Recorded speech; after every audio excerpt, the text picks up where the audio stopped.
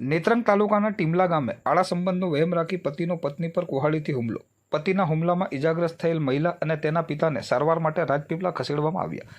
નેત્રંગ તાલુકાના ટીમલા ગામે રહેતી 3 સંતાનોની માતા ટીનાબેન રમેશભાઈ વસાવા પોતાના નિત્યક્રમ મુજબ સાંજના સમયે ઘરે જમવાનું બનાવતી હતી. ત્યારે તેણીનો પતિ રમેશ ગંભીરભાઈ વસાવા ત્યાં આવી કહેવા લાગેલ કે તું અન્ય પુરુષ સાથે કેમ આડો સંબંધ રાખે છે. આ સાંભળીને ટીનાબેને કહ્યું હતું કે મારે કોઈ સાથે સંબંધ નથી, તમે ખોટો શક કરો છો. ત્યારબાદ રમેશભાઈ ઉશ્કેરાઈ ગયેલ અને પત્નીને ઢીકાપાટુનો માર મારવા લાગ્યો હતો અને ઘરમાં મૂકેલ કુહાડી લઈ આવીને કુહાડીનો ધારવાળો ભાગ ટીનાબેનના માથા ઉપર મારી દીધો હતો, જેથી ટીનાબેન ઇજાગ્રસ્ત થયા હતા અને ચામડી ફાટીને લોહી નીકળવા લાગ્યું હતું. ત્યારબાદ ટીનાબેન ત્યાંથી તેમના પિયરના ગામ કાટીપાડા ફોરેસ્ટ કંપની ખાતે જતા રહ્યા હતા. ત્યારબાદ ટીનાબેનનો પતિ રમેશભાઈ કાટીપાડા આવ્યો હતો અને ટીનાબેનને મારવા જતા ટીનાબેનના પિતાએ ઝઘડું ન કરવા સમજાવતા રમેશભાઈએ તેના હાથમાં રહેલ કુહાડીના આગળનો ધારવાળો ભાગ ટીનાબેનના પિતા ચુનીલાલભાઈને મોઢાના ભાગે મારી દેતા તેઓ પણ ઇજાગ્રસ્ત થયા હતા. ટીનાબેન બૂમાબૂમ કરતા રમેશભાઈ ત્યાંથી ધમકી આપીને જતો રહ્યો હતો. ઇજાગ્રસ્ત પિતા પુત્રીને સારવાર માટે નેત્રંગ સરકારી દવાખાને લઈ જવાયા હતા. ત્યારબાદ વધુ સારવાર માટે રાજપીપળા લઈ જવાયા હતા. આ ઘટના સંદર્ભે ટીનાબેન વસાવાએ